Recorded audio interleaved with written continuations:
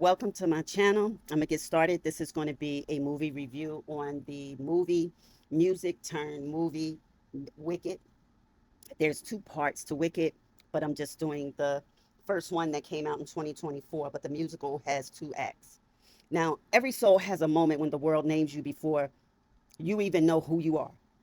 For Elphaba, who's played by Cynthia Erivo, she will later be considered the Wicked Witch. And why I say later, because she didn't start out wicked. Now, it was the color of her skin, which was green.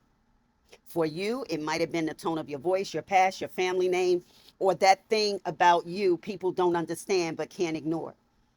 That's the first spell society casts, mislabeling. It's a curse that spreads through perception. Now, when you see the system of Oz, it didn't fear Elphaba's power. They feared her potential to see through theirs. See, the truth is, most evil people in history were simply people who saw too much too early. So the question is, who labeled you before you learned your own name? And how long did you wear the label just to survive in a world allergic to authenticity? Because before the miracle comes the misunderstanding.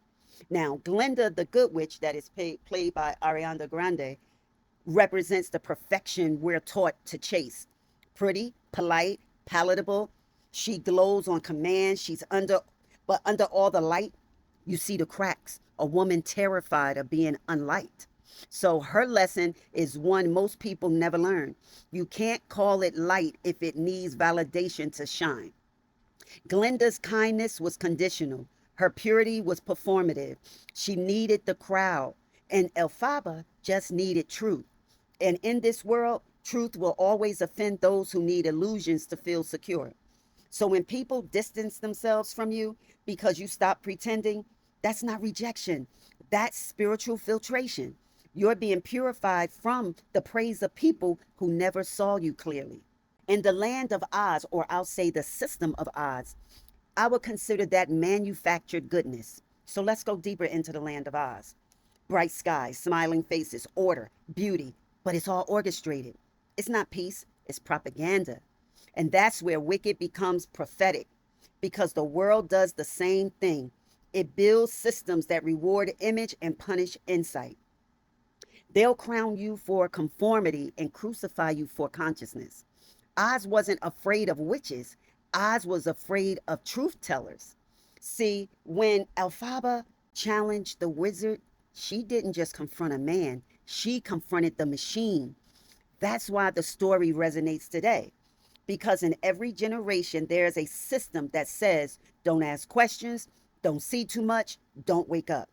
But once you taste the truth, you can't go back to sleep. And the real spell was reputation. You ever notice how quickly people change when the rumor starts?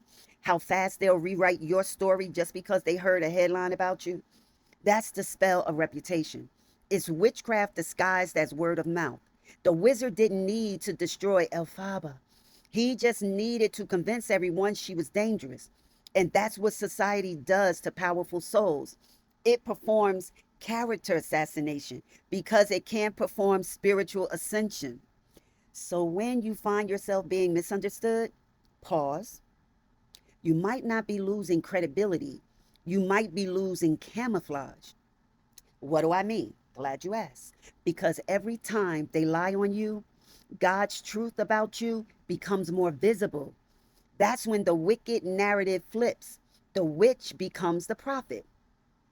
The flight scene, I have to spiritually decode this. The moment Elphaba takes off, that's more than cinema. That's spiritual symbolism. That's the moment every chosen one reaches when you stop explaining, stop apologizing, and finally ascend.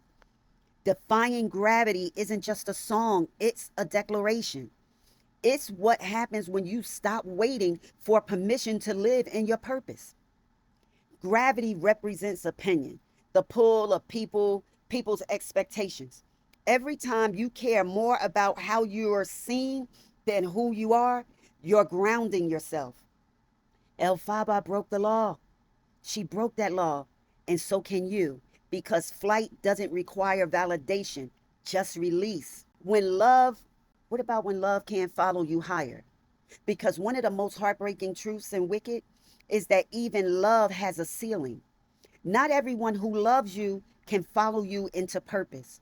Fiyero loved her, but he didn't understand her calling. And that's the spiritual paradox. People can love your presence and still fear your power. You'll meet people who love your vulnerability but are threatened by your authority. They'll say, I love you, but they mean as long as you don't evolve. So when the paths start narrowing and the crowd starts thinning, don't mourn it. That's God showing you who can handle altitude. Because the higher you rise, the quieter it gets. There's a price for awakening, right? So every awakening comes with a price. The price is isolation, confusion, slander, and delay. And Wicked shows that beautifully. Elphaba's gift wasn't her power, it was her perspective. And when you see too much, you suffer early because revelation without community feels like punishment. But here's the secret: revelation is never punishment, it's preparation. So if your life feels lonely right now, you're probably in spiritual flight school. You're being trained to handle heights you've never seen before. The wicked in the world called, take that back, the wizard in the world called her wicked. They branded her that word until it became her armor. Sometimes what they use to hurt you becomes your identity, and that's dangerous if you don't heal. But Elphaba didn't internalize it, she transformed it, right?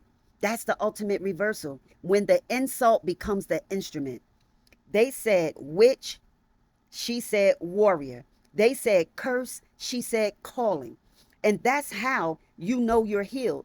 When you can use the same word that broke you as a badge of purpose. As we move on into this, there's a reflection in the mirror scene. There's a moment where Glenda, the good witch, looks at her reflection and doesn't recognize herself. That's spiritual burnout. That's when success becomes a disguise. Because every system that rewards you for being light will punish you for being honest. Glenda's light became her prison. Elphaba's darkness became her freedom.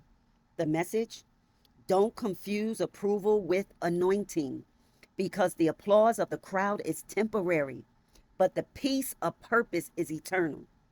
So, what is the true meaning of wickedness here? What is wickedness really?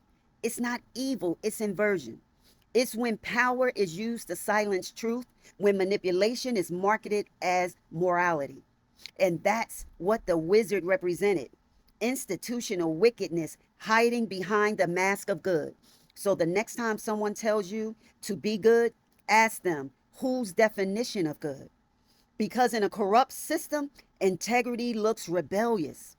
And that's why real prophets always sound wicked to the wicked, right? Now, the resurrection, there's a resurrection in being misunderstood. And by the end of the movie, the wicked witch doesn't die, she disappears. But that's symbolic too. When the world buries you in falsehood, God resurrects you in privacy. Some people think you're gone when you're really just being reborn off camera. That's spiritual stealth. You're being hidden for wholeness. And when you reappear, you won't need to prove anything. Your presence will preach. And there's a prophetic warning. Wicked warns us what happens when the system controls the story. It teaches that whoever owns the narrative owns the nation. That's why truth tellers are silenced first, because they mess with perception, and perception is power. So if you ever feel like your voice doesn't matter, remember the wicked witch. One voice revealed the wizard was just a man with a microphone and a curtain. And what is that lesson for the present day? In 2025, we live in a world of good optics and bad reality. People post like Glenda, but live like the wizard, image over integrity. Wicked isn't fantasy anymore, it's prophecy. It's the story of every voice rising against image-based morality, algorithmic deception, and spiritual censorship. It reminds us that your authenticity might cost you everything fake, but it will give you back your soul. If you've ever been betrayed for telling the truth, if you ever been punished for being pure hearted, if you ever had your name in people's mouths more than your purpose in their prayers, this story is your mirror. They called her wicked, but in the end, the real wickedness was the system that needed someone to blame. So here's the spiritual secret: let them call you wicked. Just make sure your heart stays clean. Because in a world of false light, being misunderstood might just mean you're the real thing. And thank you for visiting my channel, and I hope you enjoyed my interpretation. See you on the next one.